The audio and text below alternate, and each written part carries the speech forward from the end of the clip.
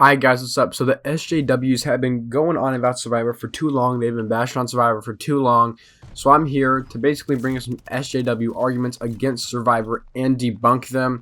I got a 4 right now, kind of like an extra 5 points in this video, and I'm going to try to go into a pretty big length on each point. Anyway, let's get right into it. Okay, so as you can see, the first point was Survivor is sexist towards women. I've seen many people bring up images of like the last 10 final tribal councils and say like, oh look, these like past 10 tribal councils have all been won by men, some women, and I'm just here to debunk this like real quick. So let's get into it. So a lot of people, mainly SJWs, like I said that Survivor is sexist towards women because there's not as many women winners and stuff like that, especially in these past, I'd say, 10 seasons. Forget the correct number. I think there's been 2 female winners. Yeah, 2 female winners in the past 10 seasons. And they just kind of look at it at face value and say, hey, Survivor is sexist or whatever. Look at this. And all these final tribal councils where there was a person that was a woman that was available to be voted for in final tribal councils. Men beat them out. And this might be one of the dumbest arguments I've ever heard in my entire life. Like, all this is just looking at it at face value saying, this is sexist because X, this is sexist because that.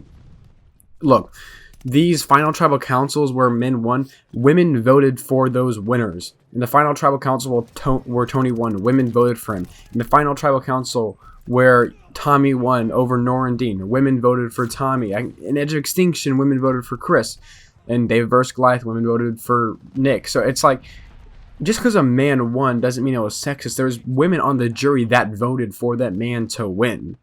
And just because a man won over a woman in the final tribal council doesn't mean that the Survivor is sexist. In fact, men mainly win these Survivor seasons because more and more women are becoming more strategic, and that's why people are voting them out, because there's these women that are strategic and stuff like that, which really makes it really not sexist. And also, who was the first 2-time winner? It was a female, a woman, Sandra Diaz-Twine.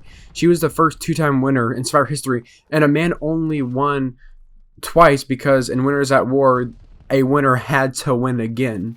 If you're not counting that, there's only one 2-time winner, and that's Sandra, who's a woman. In fact, for like the first 10 or 12 seasons, there was more women winners than men. And this is really backwards, because I guarantee you, if there was more female winners on Survivor than male winners, there wouldn't be a problem. These SJWs would not complain about it. Wanna know why? Because they're the ones that are sexist towards men, actually. They want women to succeed and not men. Because I can guarantee you, and let's say there was like only females had ever won Survivor, none of these SJWs would be complaining about that. They'd be like, oh no, this is good. This is female empowerment. But because men win on Survivor more often than women, it's sexist. Which, if you really think about it, that's the most sexist thing ever. And they can say like, oh no, we'd be complaining about it if there is more female winners than men, if women only won Survivor. They wouldn't. Let's be real, guys. We all know that they wouldn't. Okay? Come on.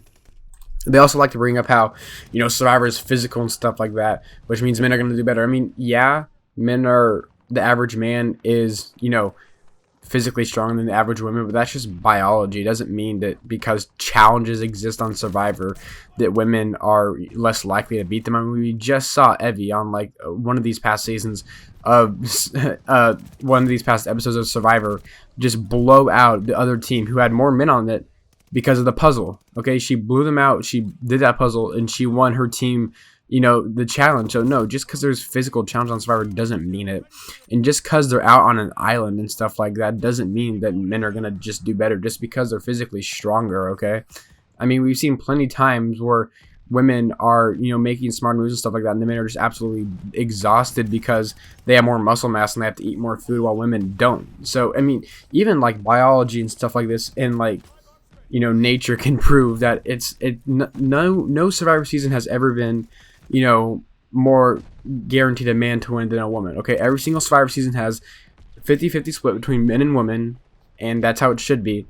And there's no way that Survivor can be sexist because of that. And really, all these people that say Survivor is sexist and stuff like that just look at Survivor at face value, and they just see the number next to the male winners and the number next to the female winners and just say, oh, it's sexist because of this, okay? It's not. That's a really like dumb way of looking at things. Let's continue to the next point. Yeah, I know a lot of you are probably thinking, what? There's no way people think this. Yes, there is. Go look at Twitter. It's everywhere. There's a lot of people I've seen that try to make the argument that Survivor is, like I already said, sexist, and also that Survivor, or at least maybe the players, are racist, which is like one of the dumbest things I've ever heard in my entire life. I mean, you only have to go all the way back to season 4, have the first, at least, person of color win Survivor, okay? And then the next season, Brian Heideck won, but then Jenna Maraska, a Mexican woman, won Survivor. Sandra Diaz Twine won Survivor. Like, Earl Cole won Survivor. Yo Kwan won Survivor. Like, so it doesn't mean anything. This is something where you look at it at face value and just say, this happened and it means this is racist or whatever. And there's also, just because there's more white winners and, you know, people of color winners, people to say it's racist, blah, blah, blah. This is dumb. Now, for the longest time, obviously, there was simply just more white people on the casts on Survivor than people of color. This is just because Survivor cast people for the personality, not for the color of skin. Well, that's obviously changed now, but I'll get to that in a second.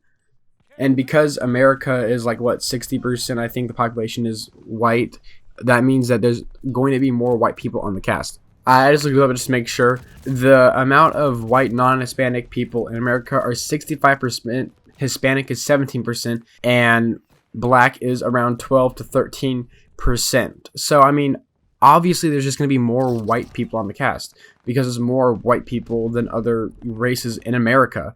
I mean, go look at other international, you know, shows on Survivor. Okay, the places where more people in that population exist, there's going to be more people on Survivor because people say Survivor is a microcosm of America, or whatever, like Jeff says, something like that, which, I mean, like, I guess you can say is true because of the casting. Okay, there's just going to be more Caucasian people on the show because there's more Caucasian people applying because there's more people, Caucasian people in America. It's really not that hard. Okay, it's not like Survivor's, you know, casting is racist or anything like that. I mean, we just saw this new mandate where 50% of the cast has to be, you know, non-white, which, I mean, like, I don't want to get into that. I do have my problems with that because it can create, like, this thing where a person is only on the cast because of their skin color, which, like, is literally just racism. I don't want to talk about that, though. I don't want to harp on that. I just want to harp on what the SJW say. And, like, so they'll still say this probably, that Survivor's racist if we don't get a black winner or a Mexican winner sometime soon, because we've had, you know, the last black winner was only like Ghost Island, mind you. It was Winter Hall and Ghost Island. It's like, it's not that long ago. That was in 2018. And with the new 41, 42, and every single cast, you know, from here on out, there's going to be 50% of the people on the cast that are going to be non-white, basically. So, I mean, you can't really say that the casting's racist just because there's been more white people on Survivor than people of color, just because more people in America that apply for Survivor are white. If you look at the percentages, it's really that simple. And it's another example of where people look at something at face value and just say, hey, it's this because this, and you don't really look into the actual, you know, facts and details. But that's what SJWs do. They always look at stuff at face value and just make their conclusion from there. Next point. The next point that SJWs try to make is that this new wokeness on Survivor is okay. And it obviously isn't. If you're going to do all this wokeness that already alienates, let's just say 50% of the audience. Let's just, I know it's not, but let's just say that, you know, for this, that 50% of the people that watch Survivor are, you know, leaning left, and 50% of the people that watch Survivor lean right. It's probably like more like, I'm going to say 60-40 lean left, lean right, but let's just say for that it is 50% just for the sake of this example, okay? If you're going to obviously make like these new rules on Survivor and stuff like that, these new things on Survivor, like the guy situation that obviously is like a left-leaning thing, that's going to alienate half your audience. Why would you do that? Survivor needs to do something where it has everyone on both sides on the show, okay?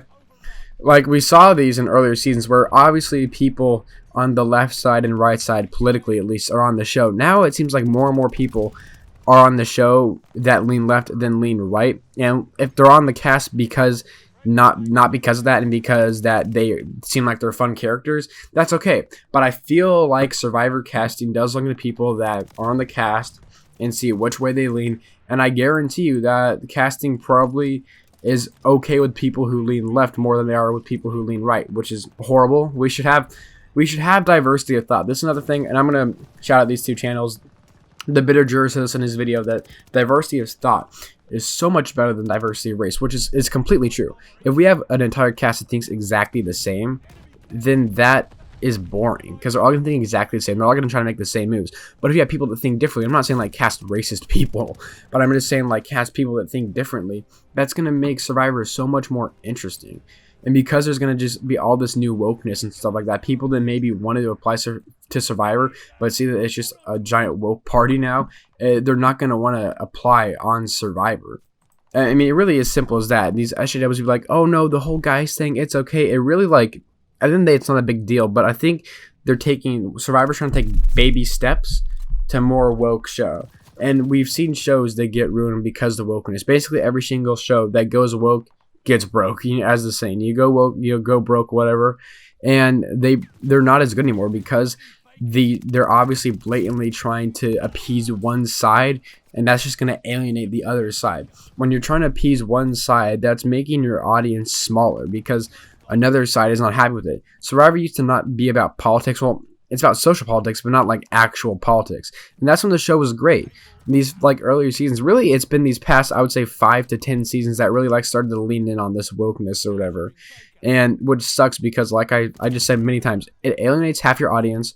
It's like when your audience could be bigger, you're actively deciding to make it smaller for those social media points. And these Twitter fans and stuff like that aren't that like the biggest Survivor fans, okay? More Survivor fans are casual fans, and probably more Survivor fans are probably not going to enjoy this political thing no matter what side of the aisle they're on, because who wants to watch politics in Survivor? We watch these shows to escape that, not to see more and more morbid. These SJWs nowadays be like, if this TV show doesn't make a statement, then it's not worth watching, which is just completely false thinking. A show doesn't have to make a political statement just because they need to. Like, that's just dumb. Survivor is a show that we watch to escape reality. That's basically every single form of media. We try to see this media, consume this media to escape reality, but now more and more media, games, stuff like that are trying to bring reality back and make these big statements, which we don't need to make. And that's what Survivor thinks, is that they need to make this statement. Now, the people that look at the Survivor views and like how much, viewership each episode gets, we've seen this season that I think probably one of the biggest drops from episode 1 to 2 happened this season. Now, usually there is a big drop from episode 1 to 2 just because a lot of people will come to see the first episode and they'll just leave after that. I don't get why that is, but it's whatever. Usually from episode 1 to episode 2, the show will see the biggest drop off of the entire season, which is true because from episode 1 to 2, there was 400,000 people that watched episode 2 and that watched episode 1 and didn't watch episode 2. But this season has been going downhill consistently. From episode 1 to 6, the show went downhill consistently, losing a bunch of viewers. It basically lost almost 1 million viewers. Because from episode 1, there were 6.25 million viewers. In episode 6, there was 5.32. That is almost 1 million viewers lost. Now, thankfully, episode 6 and episode 7 and 8, sorry, not my bad, episode 7 and 8 have gotten higher views each time. I don't know what the average views on episode 9 was. I'll have to look that up after this video, but it's been going up, and that's because Survivor isn't talking about these wokeness points. Episode 1, 2, and 3, they kind of were doing that, especially in episode 1, obviously, with the whole guys thing, and a little bit was in episode 2, and thankfully, since they've stepped away from that, we're starting to see more and more the views come up, because people watch Survivor to escape reality. Like I said, they don't want to see reality, they want to escape reality. That's why we all watch the show. That's why we all love the show. So, going back to reality, obviously, is not something that people want to do when they watch the show. Alright, see, the next point is making something out of nothing. A lot of SJWs will see something in Survivor and make it into... They'll see something on Survivor that really is like nothing, and they'll make it into something. And this kind of leads us to my next point, which I'll just say my next point now. It's Survivor players. So we've seen more and more Survivor players kind of like be in this SJW crowd, especially in 41, like Chantel and, Liana and Evie. Chantel, Liana, and Evie are all like these kind of like SJWers that were on the show. Obviously, Evie said, "I don't like men" in her interview, and no one batted an eye, really. It's like, but imagine if a guy said that, It's kind of like this whole double standard, which is so awesome. Don't we love double standards? So making something out of nothing. I think you guys all know the tweet I'm about to talk about. It is when Jessica made a tweet and Chantel made something out of nothing. Basically, what Jessica tweeted was a picture of 4 people that were making weird faces on Survivor, and Chantel was like, "Wow, only white faces." That's making something out of nothing. Like, why would you tweet that? That tweet was only there to start something.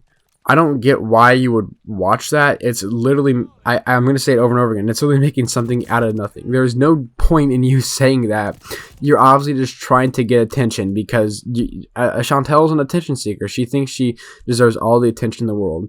And a lot of these new Survivor players are like, I don't even know if they agree with these statements that they're making, but they're saying them on Twitter and stuff like that because they feel like they need to have this wokeness or whatever, and they feel like if they don't say these woke stuff, then they're not going to be invited back on the show, which sucks. Because Survivor players now that are leaning more conservative have to, not say their beliefs on Twitter, because if they do, they probably won't get invited back on the show, which sucks because we should have more diversity of thought in Survivor. But because we don't, because Survivor casting really just wants to have these woke people on the show, if you say something that doesn't align with the left side or whatever, you're probably not going to be invited back on the show because they don't want to have problematic people on the show. But people like Chantel, like Liana, that really in the grand scheme of things are saying problematic things. Liana literally said that reverse racism doesn't exist, and Evie said she doesn't like men. People that say something that should be problematic, but because it's part of this whole woke thing, they're going to get invited back on the show. And people like Russell Hantz that make sense, that say stuff that makes sense, that say stuff that doesn't align with this new woke things, they're not going to get invited back on the show because Survivor doesn't want free thinkers. They want people that just, say stuff that the left agrees with, this woke side agrees with. And I don't think that just because you're on the left side means you're woke. I shouldn't say like left side. I should say this woke side.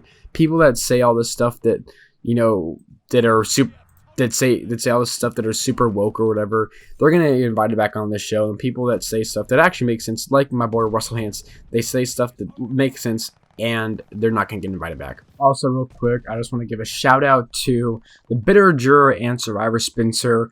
Both people I know and both people I talk to a lot. They've been also making videos about this. We really just want to spread the word that all this stuff that's happening isn't okay, even though these blue check marks on Twitter say it's okay. I'm on a podcast with Survivor Spencer and Bitter Juror. We do twice of them every week, power rankings and after shows. So if you want to see those, come by and watch those. Anyway, guys, hope you guys have enjoyed this video about me bashing all these SJW's opinions and stuff like that, and basically debunking them all. This was like Mythbusters for SJWs. Hope you guys have enjoyed this video, and thank you guys for watching.